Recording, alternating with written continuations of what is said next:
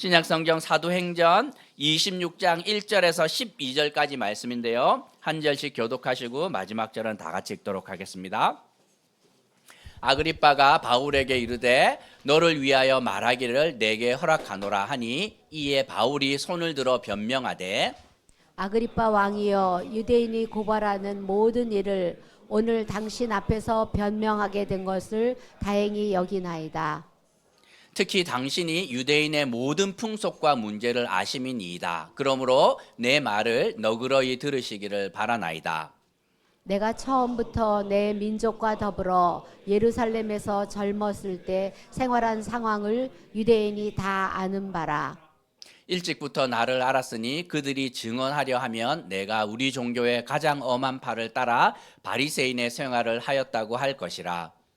이제도 여기 서서 신문 받는 것은 하나님이 우리 조상에게 약속하신 것을 바라는 까닭이니 이 약속은 우리 12지파가 밤낮으로 간절히 하나님을 받들어 섬김으로 얻기를 바라는 바인데 아그리빠 왕이여 이 소망으로 말미암아 내가 유대인들에게 고소를 당하는 것이니이다.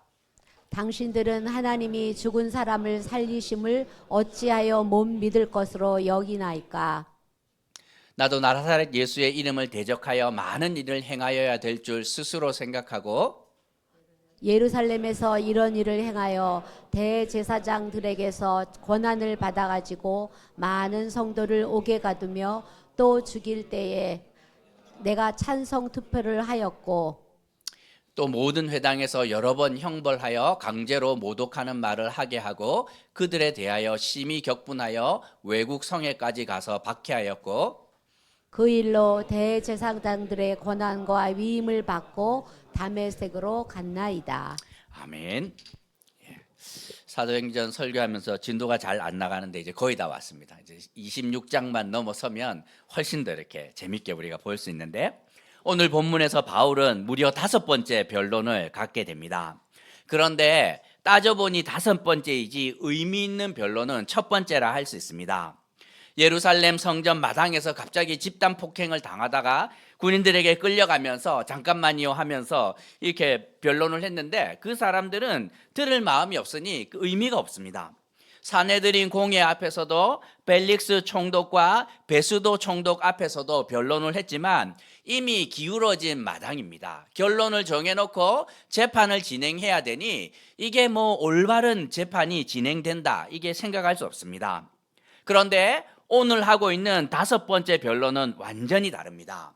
왜냐하면 바울이 이렇게 말하는 것을 잘 요약해서 로마 황제에게 올려야 되는데 잘못 올리면 큰일 납니다. 아니 이게 엉터리 같은 죄목으로 로마 시민을 상소를 올렸는데 이거 올린 사람 누구야 앞으로 와. 이렇게 되면 문책 당하는 거예요. 그래서 이번 5번째 변론은 많은 귀족들이 와 있었고 사람들이 귀를 열어서 듣습니다. 이미 결론을 정하여 놓고 듣는 것이 아니라 실제로 바울이 무슨 말을 하는지 잘 듣고 그것을 논리적으로 요약을 해서 법리적으로 따져서 로마 황제에게 올려야 되기 때문에 이 5번째 변론은 아주 의미 있는 변론이라 할 수 있습니다. 이번에야 제대로 된 변론을 할 수 있게 되었는데 바울의 5번째 변론이자 제대로 된 첫 번째 변론이 시작됩니다. 바울은 이 변론을 통해 무슨 말을 하고 싶은지 오늘 함께 묵상하며 교훈을 얻으려고 합니다. 바울은 이 5번째 변론에서 1절을 보면 놀랍게도 이 5번째 변론은 아그리빠 왕이라는 사람이 주재합니다.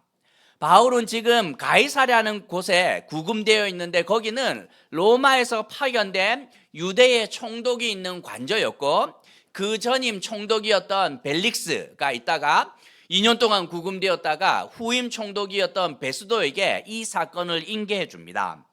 그러면 베수도가 이 문제를 해결해야 되는데 오늘 본문에서 베수도는 보이지 않습니다. 오히려 아그리빠 왕이 재판을 담당하였는데 베수도는 신입 총독이고 바울 사건은 자기가 이게 뭘 한 게 아니에요. 전임 총독이 그냥 해놓은 건데 이렇게 숙제를 해결하는 것처럼 해결해야 되는데 따져보니 복잡합니다. 그냥 로마인의 무슨 강력 사건이다 그러면 해결이 쉬운데 로마 시민권을 가진 사람인데 문제는 뭐냐면 유대인의 전통과 종교에 관한 것인데 이게 해결하기가 복잡한 거예요. 그리고 자기는 전문가가 아닙니다. 그런데 마침 누가 왔냐면 이 떨어져 있었던 아그리빠 왕이라는 분봉왕이 와서 신임 총독이 왔기 때문에 인사하러 왔는데, 이 아그리빠 왕은 어떤 사람이냐면 이 그 예루살렘 성전의 관리 책임을 이 아그리빠 왕이 하고 있고, 대제사장을 임명하는 권한을 아그리빠 왕이 가지고 있습니다. 그리고 아그리빠 왕은 유대인의 관습과 종교와 문화의 전문가였기 때문에 이 문제를 누구보다도 잘 해결할 수 있었고, 이 총독이 아그리빠 왕에 부탁을 합니다. 바울도 압니다. 2절과 3절에서 보면 바울이 뭐라고 말하냐면, 특히 왕께서 모든 유대 관습과 문제에 대해서 잘 알고 계시니 당신 앞에서 변호하게 된 것을 다행으로 여깁니다 하고 바울이 고백합니다. 베스도는 이게 뭐 말해봐야 로마 사람이기 때문에 유대인의 이 정서를 잘 모르기 때문에 이 민감한 걸 알아들을 수가 없어요. 그런데 아그리빠 왕 정도면 내가 무슨 말 하는지 잘 알 수 있을 텐데 당신에게 변론하게 된 거 참 다행으로 생각을 합니다 하고 고백하고 있습니다. 이 누구보다도 이 아그리빠 왕은 유대인을 잘 아는 사람이니 이 정도면 바울이 무슨 말을 하고 있는지 잘 들을 수 있는 상대를 만나는 것입니다. 바울은 왕 앞에서 변론을 시작을 하는데 감회가 새롭습니다. 그 이전에 했던 사람들은 그냥 뭐 사내들인 공회나 아니면 이방인들 앞에서 이렇게 변론을 했는데 지금은 왕 앞에서 변론을 하고 있지요. 바울이 예수님을 만나고 나서 누구를 만나냐면 눈이 먼 상태로 이 아나니아라는 이 선생님에게 갑니다. 그런데 아나니아에게 주님이 나타나서 뭐라고 얘기를 하냐면, 조금 있으면 한 사람이 올 텐데 걔 너 잘 키워서 나의 일꾼으로 만들어야 돼. 주님 누굽니까? 그 바울인데 그 잘 키우면 사람이 될 거야. 아나니아가 듣고 깜짝 놀랍니다. 아니 주님, 바울이 누군지 아시면 그런 말씀 못 하실 텐데 하나님의 나라에 그 사람은 걸림돌만 될 뿐입니다. 핍박하고 죽이고 스데반 집사 막 작살내고 그랬는데 그 사람은 안 됩니다. 이렇게 말하자 주님이 아나니아에게 뭐라고 말하냐면, 가라, 이 사람은 내 이름을 이방인과 임금들과 이스라엘 자손들에게 전하기 위한 나의 택한 그릇이다. 이렇게 말하는데 아나니아가 바울에게 그 말 해주지 않았겠습니까? 사실은 나는 반대했다. 나는 당신이 하나님의 나라 위해서 뭐 한다 할 때 나는 반대했는데 하나님이 너 쓰신다 하시더라. 그래서 이방인들과 왕과 사람들 앞에 전한다. 이렇게 말해서 내가 온 것이다 전해주었는데, 아마도 이 아그리빠 왕 앞에 섰는데 바울 머릿속에서 이 아나니아가 했던 말이 생각났을 것입니다. 왕 앞에 선다 했는데 내가 정말 왕 앞에 섰구나. 하나님은 정말 계획이 있었구나 하고 생각하지 않겠습니까? 그런데 이 왕이 누구냐면 아그리빠 왕입니다. 아그리빠 왕. 누구냐면 예수 믿는 사람들하고는 악연이 너무 깊은 헤롯 왕가의 이제 왕입니다. 제일 꼭대기에 누가 있냐면 헤롯 대왕이 있는데 그 유명한 영아 살해를 저지른 왕이 이 헤롯 대왕입니다. 동방 박사들이 와서 이스라엘의 왕이 태어날 텐데 어디 있습니까? 이렇게 말하자 내가 왕인데 또 어떤 왕이, 그러면서 이 2세 미만 애들 다 죽여 했던 왕이 그 헤롯 대왕. 그 다음에 그 헤롯 대왕의 아들이 있었는데 그 아들이 누구였냐면 헤롯 안티파스라는 분봉왕이 있었습니다. 이 사람은 뭘 했습니까? 세례 요한의 목을 베었습니다. 부정한 결혼, 네가 왜 그 형님의 아내를 빼앗아서 결혼을 했냐 하고 잘못했다 이렇게 말하자 목을 칩니다. 그리고 헤롯의 손자이인 헤롯 아그리빠 1세가 있는데 이분이 뭘 했습니까? 예수님의 12제자 가운데 야고보의 목을 칩니다. 그리고 베드로까지 죽이려고 했는데 베드로는 감옥에 있었을 때 이 천사가 와서 빼주지 않습니까? 그리고 오늘 본문에 등장하는 아그리빠는 이 헤롯 아그리빠 2세인데 헤롯 대왕의 증손자입니다. 증손자. 이 앞에서 이 악연이 깊은 헤롯 왕과 사람들 앞에서 바울은 변론을 하고 있습니다. 괘씸한 이렇게 생각이 듣겠습니까? 철천지 원수를 만났구나 이렇게 생각을 하겠어요? 바울은 그럴 수 없습니다. 자신이 저지른 잘못이 있는데 그 헤로드 왕과 사람들이 예수님 막 태어날 때 아이들 죽이고 세례 요한 죽이고 그다음에 막 야고보 죽이고 했는데 바울은 뭐 했습니까? 스데반 죽이는데 앞장섰지요. 참 이 사람이 얄궂다. 이렇게 이런 만남이 있을까 하는 것입니다. 아나니아를 통해서 하셨던 말씀을 이렇게 이루어지는구나. 이 얄궂어 보이는 만남 가운데 하나님의 분명한 계획이 있는 것이 확실하구나 하는 생각을 가지고 바울은 변론을 시작을 합니다. 사실 바울에게 이 재판은 참으로 중요합니다. 고소한 사람들이 뭘 형량을 정해서 이렇게 구형을 했는데 그게 뭡니까? 사형입니다. 사형. 그냥 뭐 징역 조금 보내고 벌금형 주옵소서 하는 것이 아니라 바울은 죽어 마땅합니다 하고 요구하였습니다. 변론을 잘못하면 어쩌면 자신의 생명이 이 변론에 결편날 수 있는데도 불구하고 바울은 자신의 신변을 변론하는 것이 아니라 바울이 믿고 있는 신앙에 대한 변론을 시작을 합니다. 내가 무죄라는 사실을 변론하는 것이 아니라 내가 믿고 전파하는 것이 무엇인지를 선포하고 있습니다. 바울의 요지가 무엇입니까? 사실 이 나를 고소하는 사람들과 저는 알고 보면 한편이었습니다 하고 변론을 시작을 합니다. 4절과 5절을 보면 저는 출생지가 길리기아 다소이지만 젊었을 때 예루살렘에 유학을 왔고 내가 어떤 사람인지 저들 물어보면 다 압니다. 이스라엘 중에서도 가장 엄격한 종파인 바리새인들로 제가 살았고 가말리엘 밑에서 배웠으며 내가 어떻게 열심히 살았는지 다 알 것입니다. 그리고 10절을 보면 바울을 대제사장이 얼마나 신뢰했냐면 사람을 체포하거나 죽일 수 있는 권한까지 바울에게 주었고 11절과 12절을 보면 외국에까지 파견을 보내는 대로 되는데도 책임자로 바울을 선택할 정도로 대제사장이 그리고 사내들인 공회가 너무나도 신뢰하던 사람이 바로 바울이라고 이 말하고 있습니다. 같은 편 정도가 아니라 가장 대제사장의 최측근이 바울이었다고 이 증언하고 있습니다. 아그리빠가 들어보니 솔깃하지요.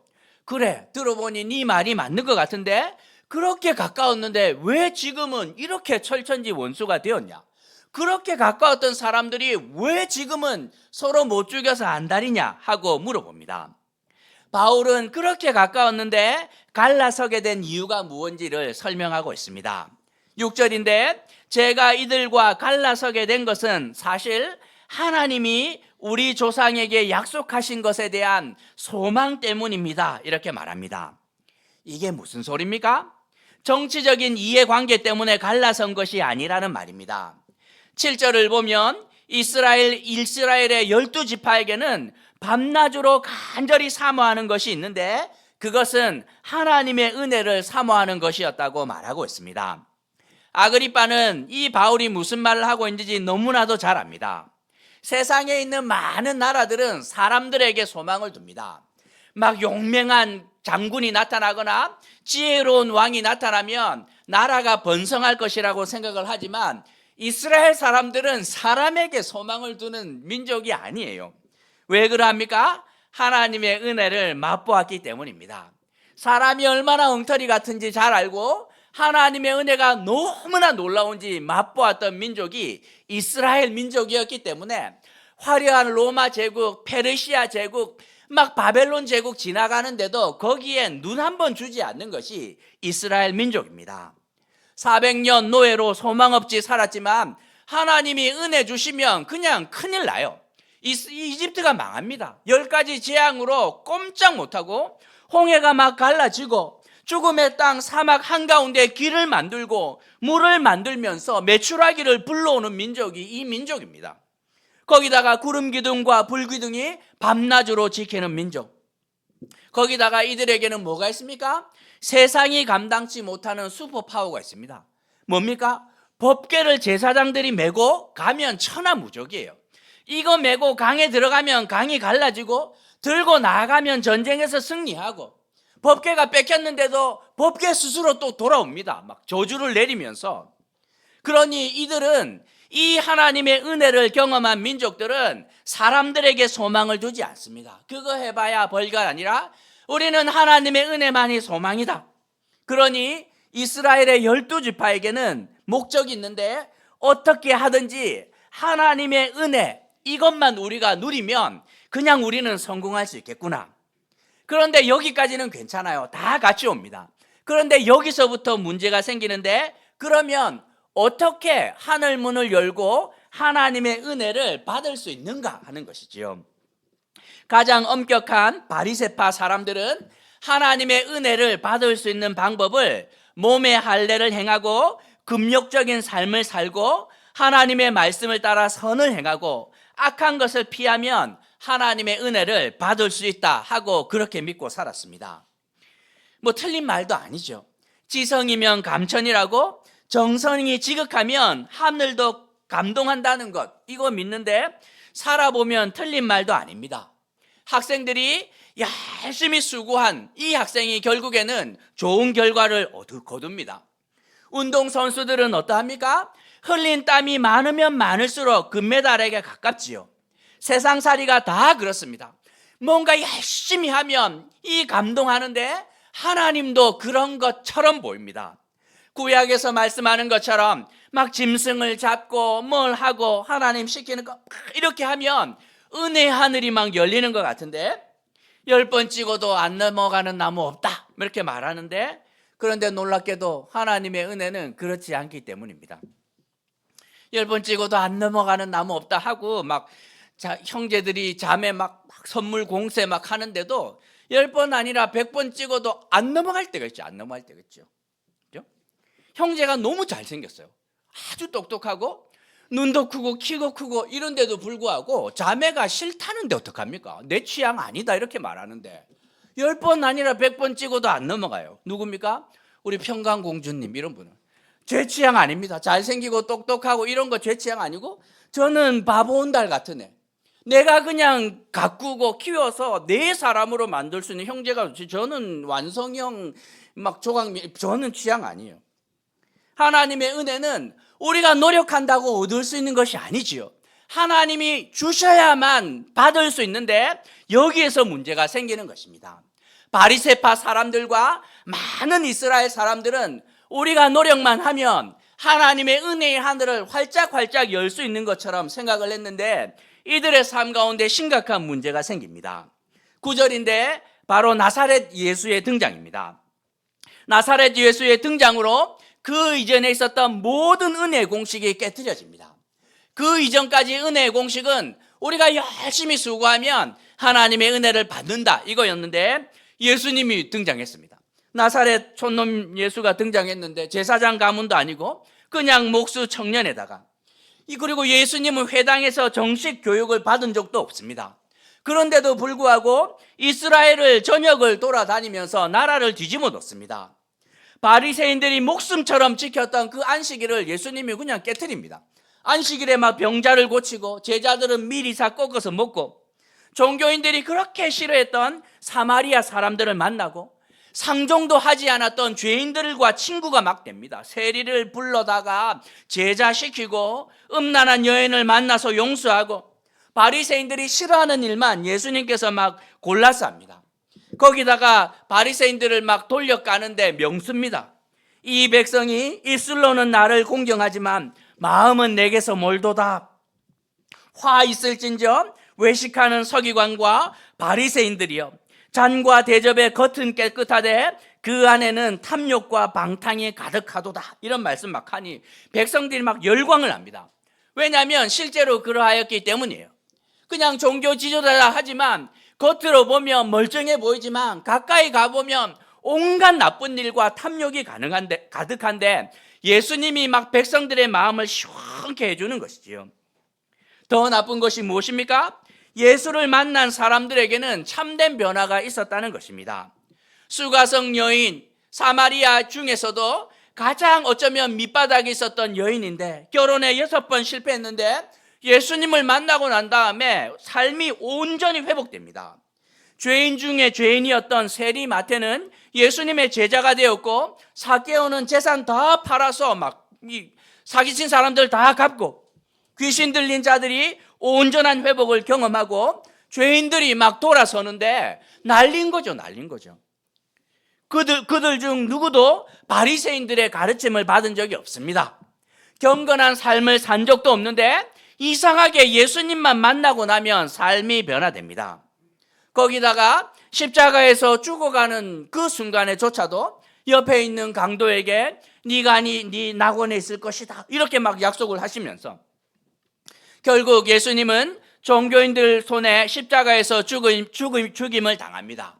예수님의 죽음과 함께 그 모든 것이 끝나는 줄 알았는데 이게 뭐 들불처럼 일어나는데 감당이 더 안 되는 거죠. 12명의 제자를 통해 예수님을 만난 수많은 사람들을 통해 예수님의 가르침이 그냥 번져나가는데 감당이 안 됩니다. 오순절날 막 설교를 했더니 3,000명, 5,000명이 막 세례를 받고 그냥 막 감옥에 들어갔는데 그 천사가 문 열어줘서 막 나오고 난린 거죠. 바울은 이것을 보면서 생각을 합니다. 내가 이걸 막지 못하면 이 나라는 망할 것이야. 경건의 모양은 하나도 없으면서 오직 믿음만 가지고 살아가면 지금은 잠깐 좋을 줄 몰라도 결국에는 이 나라는 망하게 될 것인데 내가 목숨을 걸고 이거 지켜야 되겠구나. 그리고 교회를 핍박하고 성도들을 옥에 가르고 죽이기도 하고 형벌을 주고 강제로 불러다가 믿음을 부인하라 하고 막 시키고 누구보다 열심히 살았습니다.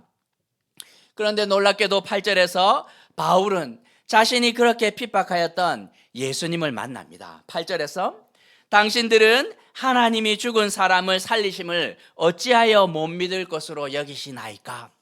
저는 당신들이 죽인 그 예수를 만났는데 왜 그것을 믿지 못합니까?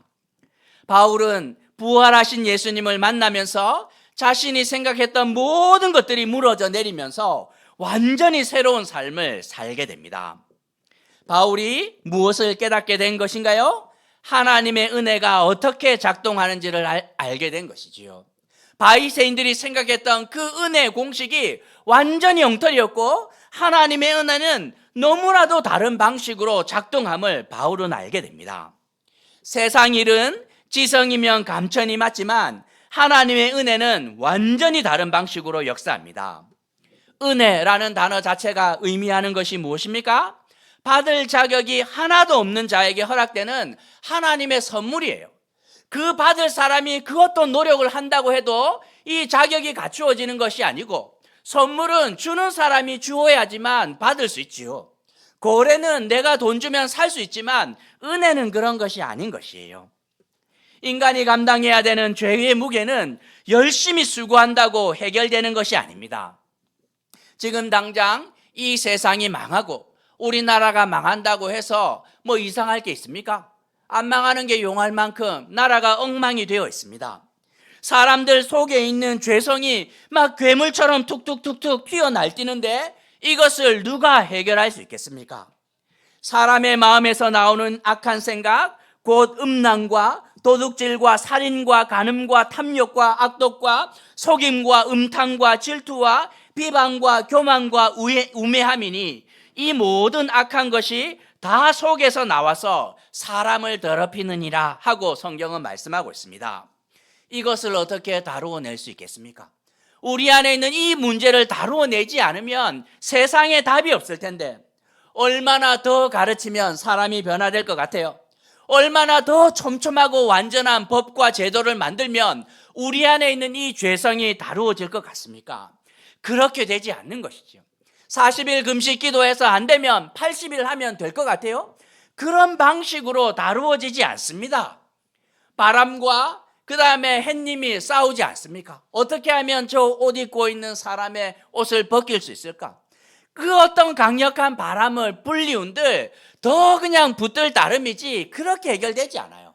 그냥 따뜻한 햇살이 비치는 순간 자연스럽게 벗는 것처럼 주님께서 인간을 어떻게 바꾸어 놨습니까? 회초리 들어서 자녀들 막 야단치고 할 때 안 바뀝니다. 언제 바뀝니까? 부모의 사랑에 감전될 때 그들이 바뀌는 거예요. 설교하면 항상 손해인데 제가 어머니께 막 몹쓸 소리 얼마나 많이 하면 살았는지 모릅니다. 집에 가면 또 자녀들이 막 놀릴 텐데 아빠도 그랬다면서 이렇게. 근데 제가 언제 바뀌었을 것 같아요? 어머니 편지 한 통이 바뀐 거죠. 아침마다 학교 가는데 고등학교 때 그렇게 짜증을 많이 냈던 것 같아요. 왜 그렇게 짜증을 냈는지 모르겠는데, 잘못한 것도 없는데, 어느 날 아침에 갔는데 어머니께서 이제 도시락을, 이렇게 진짜 큰 도시락을 이제 2개를 싸준 거죠. 그 뚜껑을 떡 열었는데 거기 뭐가 있었냐면 콩으로 글씨가 있었습니다. 인내, 이렇게 인내. 그리고 편지 한 통이 있었습니다. 이 편지를 열었는데 어머니의 이렇게 편지가 있었던 것이죠. 아들아, 엄마가 너무 힘들다. 아침마다 네가 왜 그렇게 짜증 내는지 모르겠는데 엄마의 바람은 네가 무슨 전교 1등 다 필요 없고 그냥 아침에 그냥 일어나서 그냥 밥 먹고 행복하게 갔으면 좋겠는데 엄마의 바람이 그거다 하고 엄마의 편지 한 통 있었는데, 읽는 순간 아, 내가 몹쓸 짓을 했구나. 그리고 그 다음부터 그냥 안 된 거예요. 회초를 든 것도 아니고. 인간은 그렇게 설계되었어요. 인간은 하나님의 형상으로 지음받았기 때문에 우리는 어디에 반응하도록 만들어졌냐면 하나님의 사랑, 그리고 진실된 사랑 앞에 반응하도록 주님께서 만들어 놓았습니다. 그러니 이 인간의 죄성을 바꾸어내려면 회초리를 들거나 그 어떤 훈련이 아니라 하나님의 그 강력한 다함 없는 사랑을 경험하는 순간 바뀌도록 주님께서 설계해 놓으신 것이지요. 하나님의 형상으로 지금까지 살아가는 것 아니겠습니까?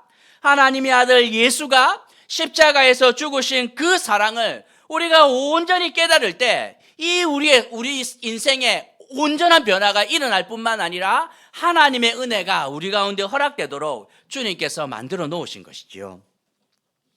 저희 아버지는 홀어머니 밑에서 자라셨는데 이제 초등학교 다닐 때 아버지가 이렇게 장티푸스에 걸렸고 그 질병이 이렇게 어머니께 전염이 되었고 결국 그 장티푸스로 이제 아버지의 어머니죠. 저희 친할머니가 세상을 떠납니다. 그리고 어느 날 갑자기 고아가 되었고 고아원에서 자랐는데, 그런데 아버지에게는 소망이 있었어요. 1년에 딱 한 번. 그래서 고아원에 있지만 사고치지 않습니다. 누구보다도 착한 아이로, 누구보다도 공부를 열심히 하는 아이로 자랐습니다. 같이 그 고아원 다녔던 가짜 삼촌이 있는데 그 가짜 삼촌이 맨날 저한테 와서 이야기를 해줍니다. 너희 아버지가 얼마나 공부를 열심히 했는지 말이야. 맨날 보면 안 보였다는 거예요. 어디 갔냐면 산에 올라가서 나뭇가지 꺾어서 그 바닥에다가 알파벳 쓰고 있었다는 거예요. 많은 고아원 아이들이 배가 고파서 그 수박서리하고 오이서리 하러 갈 때 니네 아버지 단 한 번도 간 적이 없다. 왜 그랬는지 아나? 제가 어떻게 압니까? 설명해 주었습니다. 결전의 그날 1년에 딱 한 번 월드 비전을 통해서 이 외국인 부부가 와서 아이들을 그 고아원에서 입양해 갑니다. 아버지가 생각을 할 때 부모 없이 내가 이렇게 살아가고 있는데 유일한 소망은 새로운 부모를 얻는 것인데, 그러면 내가 선택받으려면 남들 다 사고 칠 때 사고 안 치고 착한 아이로 똑똑한 아이로 이렇게 살면 선택을 받겠구나 생각을 한 거예요. 그 날이 되어서 가장 그래도 예쁜 모습으로 이렇게 서 있었는데 이 외국인 부부가 와서 누구를 입양해 갑니까? 착하고 똑똑하고 이 말 잘 듣는 아이를 선택하는 것이 아니라 그 고아원에서 장애가 있는 아이를 입양해 가더라는 거예요. 은혜는 그런 방식으로 우리 가운데 오죠. 노력한다고 얻어지는 것이 아닌 거죠. 어떤 사모님께서 강의를 하러 갔는데 화초를 키우는 사람들이 모인 곳이었습니다. 그래서 열심히 강의를 마쳤고 아마도 강의가 은혜로웠던 것 같아요. 강사료와 함께 그렇게 화초 단지, 이 화원 단지에서 장 되시는 분이 와서 이 사모님께 제안을 했습니다. 사모님, 강의가 너무너무 좋았습니다. 여기 화원이 있는데 여기서 제일 마음에 드는 거 화분 원하면 저희가 드릴 테니 선택해 가십시오. 너무 감사합니다 하고 사모님이 다 둘러보고 난 다음에 화분을 하나 선택을 했습니다. 어떤 화분을 선택을 했을까요? 그 가운데 제일 못나고 비실비실한 화초 하나를 선택한 거죠. 사람들이 와서 물어봅니다. 여기 예쁜 화분이 이렇게도 많은데 왜 그 화분을 선택했습니까? 사모님이 대답하지요. 이거는요, 제가 안 갖고 가면 아무도 안 사갈 것 같아요. 그래서 들고 가는 거예요. 사랑은 이런 것이고 은혜는 이런 것이죠. 우리가 뭘 잘해서가 아니라 내가 누구보다도 잘났기 때문이 아니라 그냥 하나님의 마음에 들어야 은혜가 임하는 거 아닙니까? 바울은 이것을 깨달은 것이지요. 경건하고 율법도 잘 지키고 할례를 받고 이렇게 하면 하나님의 은혜를 받는 줄 알았는데 예수님을 만나보니 그런 것이 아니었던 것입니다. 그냥 진실된 믿음 하나만 있으면 하나님 앞에 충분하구나. 하나님은 우리의 겉모습이 아니라 중심을 보시고 이 하나님의 사랑에 감전되어야 우리가 인생을 올바로 살아갈 수 있었는데, 저는 그동안 아무것도 모르는 것이 아니라 사람들을 오히려 잘못된 길로 인도하고 있었고 그것을 얼마나 후회하는지 모릅니다 하고 법정에서 바울은 고백하고 있습니다. 오늘 말씀을 통해 두 가지만 생각해 보려고 하는데, 먼저는 신앙생활의 핵심이 무엇인가 하는 것입니다.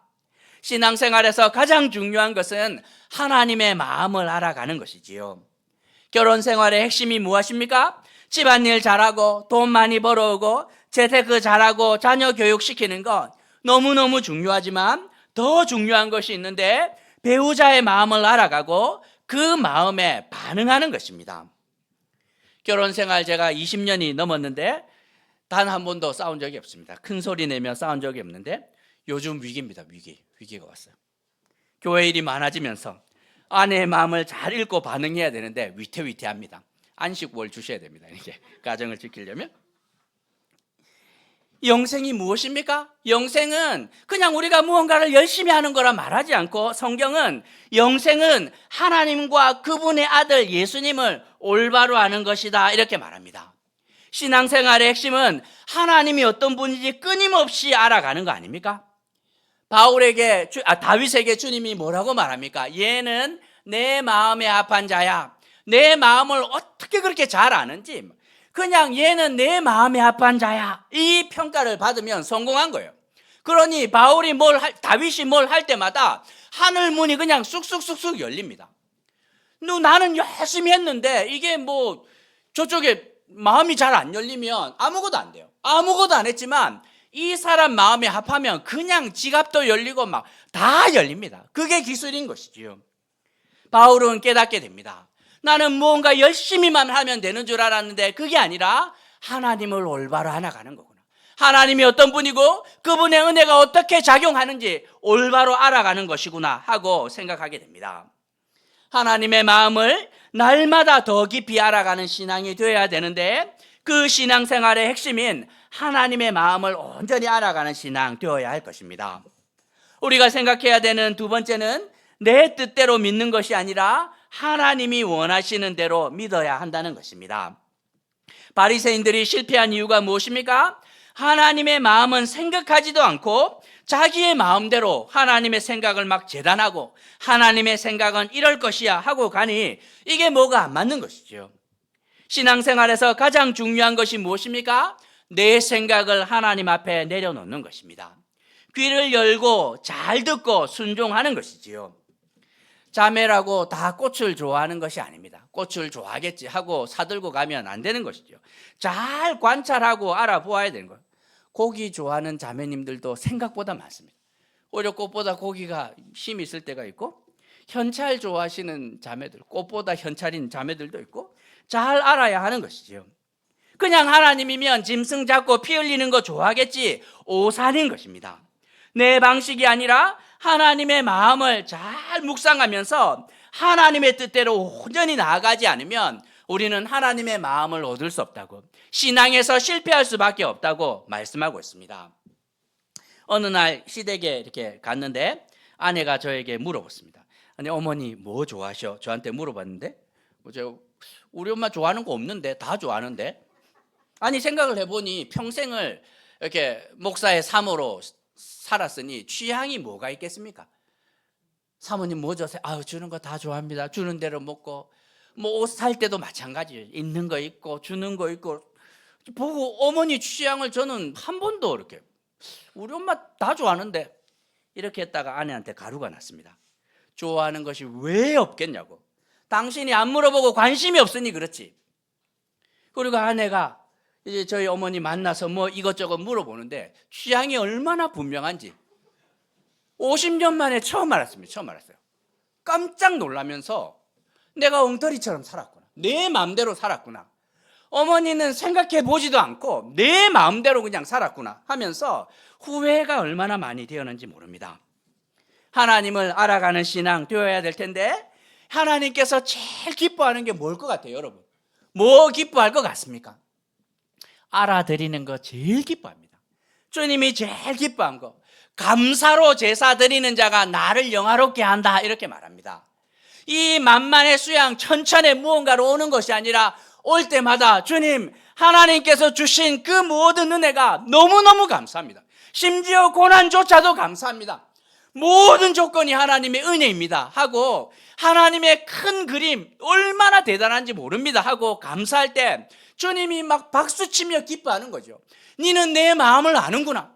내가 너에게 그렇게 그냥 키 170도 안 되고 눈 작게 해서 보낸 이유가 있는데 드디어 네가 이 애비의 마음을 깨달았구나 하면서 감사할 때, 하나님의 마음을 알아들일 때 주님께서 막 기뻐하시면서 천사 시켜서 하물을 그냥 다 열어 하면서 쏟아져 내립니다. 쏟아져 내립니다. 하나님을 인정해 드리고 믿고 의지하면서 주님, 저는 하나님 한 분밖에 없습니다. 세상 다 필요 없고 주님이 전부입니다 고백할 때 주님 막 불러서 그냥 열어라, 다 열어라. 바울이 그걸 몰랐던 것이죠. 은혜가 어떤 방식으로 작동하는지 몰랐으니 그냥 평생에 헛수고만 하는 것이 아니라 믿음의 자리에서 역행하였는데 제가 그거 제일 후회하고 있습니다 하고 고백하고 있는 것이지요. 하나님의 마음을 끊임없이 알아드십시오. 그러기 위해서 내 생각을 내려놓고 귀를 엮고 듣고 주님이 말씀하실 때 순종하는 자리 가운데로 나아가야 하는 것입니다. 하나님을 알기 위해서 날마다 순종하시길, 그렇게 할 때 하나님의 다음 없는 사랑이 우리 가운데 허락되는데 정말 전율입니다. 우리 인생을 송두리째 바뀌어 놓는 하나님의 은혜가 우리 가운데 허락되기를, 이를 위해서 어제보다 오늘, 오늘보다 내일 더 하나님을 깊이 알아가고 내 생각을 내려놓고 귀를 열고 순종하는 믿음으로 살아가는 어울린 가족이 되시길 주님의 이름으로 도전하는 것입니다.